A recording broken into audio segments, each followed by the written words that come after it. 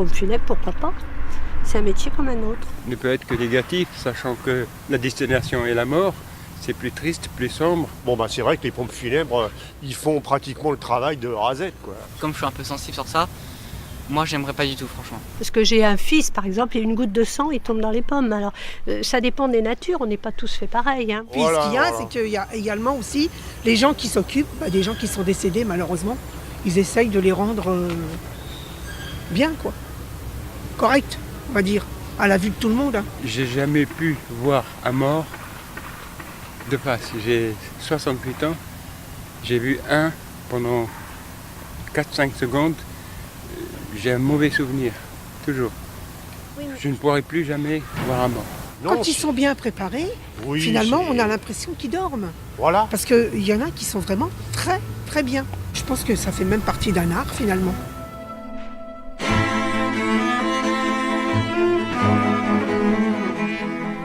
Cette profession essentielle dont il est question, c'est la thanatopraxie. Ce métier peu commun vise à embellir le corps pour l'exposition devant la famille, voire à retarder sa décomposition. Laetitia est thanatopractrice depuis ses 18 ans, et il y a 6 ans, elle s'est mise à son compte.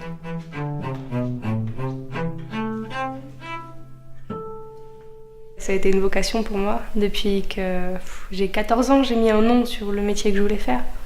Donc je savais déjà que je voulais travailler dans le milieu mortuaire. Thanatopraxie, ça m'a bien plu, parce qu'il y avait le respect des corps.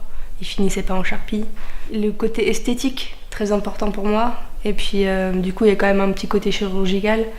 Mais stage de 3e, je l'ai fait avec un thanatopracteur déjà. Ça a confirmé vraiment ce que je voulais faire. Donc, du coup, après, j'ai orienté mes études de façon à pouvoir intégrer l'école de thanatopraxie. Tout le monde a essayé de me dissuader, aussi longtemps que je reçoive les résultats de l'examen. Mais après, ils se sont fait à l'idée. Et puis du coup, ils sont contents pour moi maintenant. Donc c'est un métier calmouille parce qu'ils ne parlent pas beaucoup.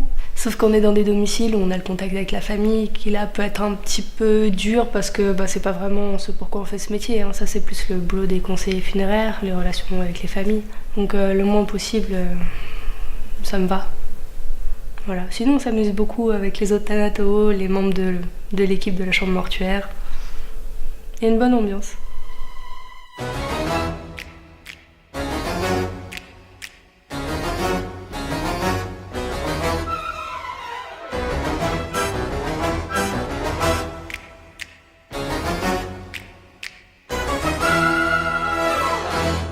Alexis Kinébagnan et Frédéric Balmer sont maquilleurs et fixes. Les deux amis et collègues travaillent aussi avec la mort, celle qu'on peut voir au cinéma. Ça dépend des boulots, si c'est des blessures, ça, je vais plus aller dans le médical, dans tout ce qui est médico-légal. Après, si c'est des visages, je vais regarder des photos de visages. C'est pas vraiment beau un cadavre, après c'est nous qui le rendons, si on doit faire un corps, par exemple, on va trouver une posture qui est plutôt jolie, on va faire une sorte d'esthétique de l'horreur, vous voyez.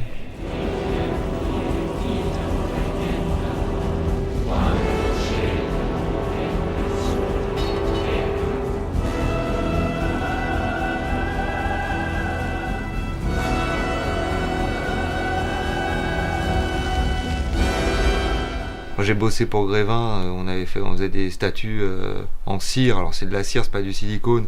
On faisait des gens souriants, vivants en fait, mais le principe reste le même, sauf que là effectivement, ça serait quelqu'un d'allongé ou de coupé ou de lacéré.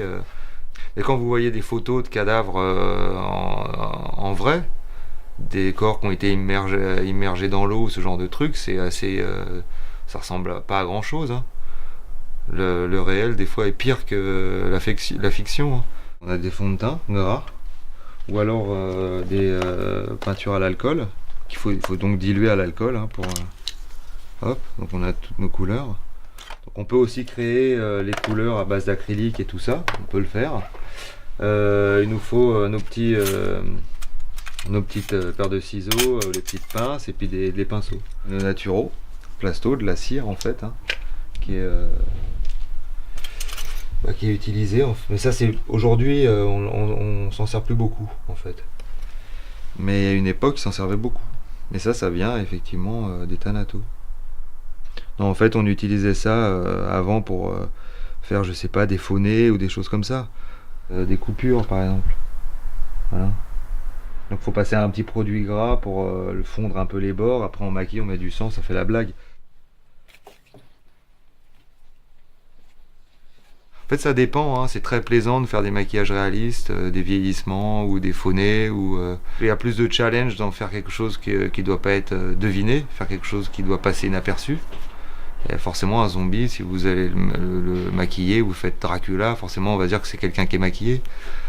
Donc le challenge n'est pas le même, mais les deux sont plaisants.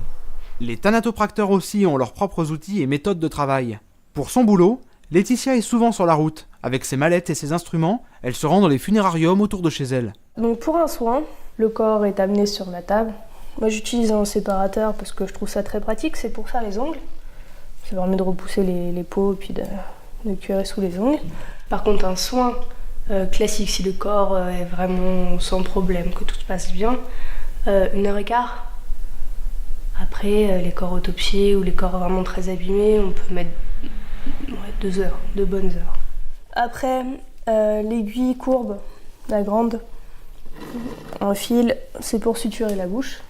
Donc les techniques de suture de bouche, on passe à l'intérieur, derrière les dents, on ressort par là, on repasse par le même trou, cette fois devant la mandibule, on passe à l'intérieur de la lèvre, dans le nez, haute narine, et à l'intérieur de la lèvre en dessous, on ressort et on fait un nœud. Il faut sortir une artère, injecter un produit conservateur à base de formol, d'éosine, l'éosine qui va redonner un peu le teint rosé. Tout ça, ça prend du temps, les artères peuvent être abîmées, donc il faudrait chercher plusieurs artères. Des fois que la première est cassée, ou la deuxième casse des fois, enfin, bon, ça peut être un petit peu long. Pas facile d'habiller un corps quand celui-ci peut faire 2 à 3 fois son poids. Un membre de notre équipe s'est porté volontaire pour une démonstration d'habillage. Voilà, donc la manche, on passe la manche, voilà, on récupère la main, on passe l'articulation de l'épaule, hop, la nuque, voilà, elle est sous les portables. Ça arrive aussi. Bon, les téléphones, non, mais les clés de la maison, de la bagnole, souvent. Et après, l'articulation de la hanche qui sert énormément parce que l'os,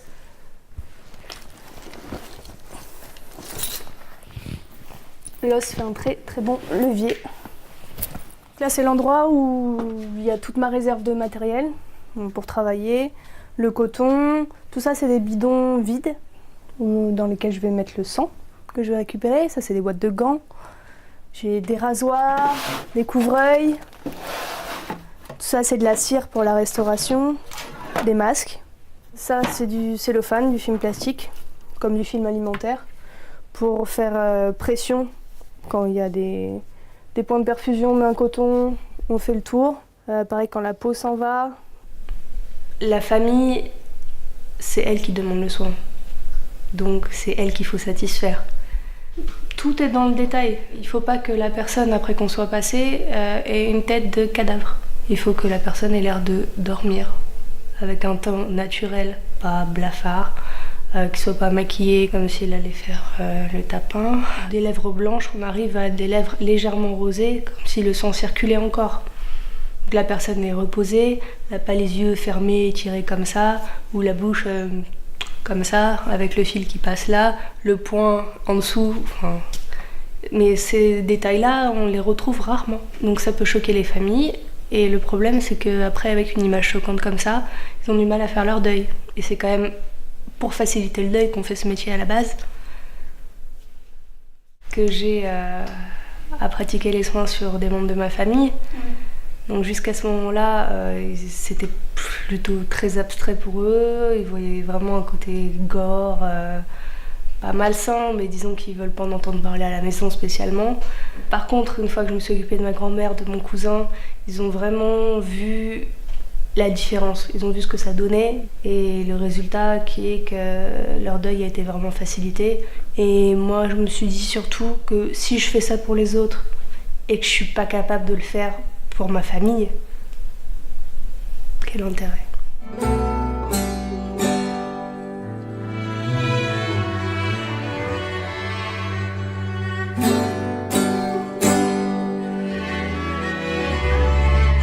différence, c'est qu'ils font un embellissement et que nous, en général, on enlaidit. Oui, c'est un métier artistique, tout comme maquilleuse, c'est un métier artistique. C'est un art, c'est l'art de la thanatopraxie.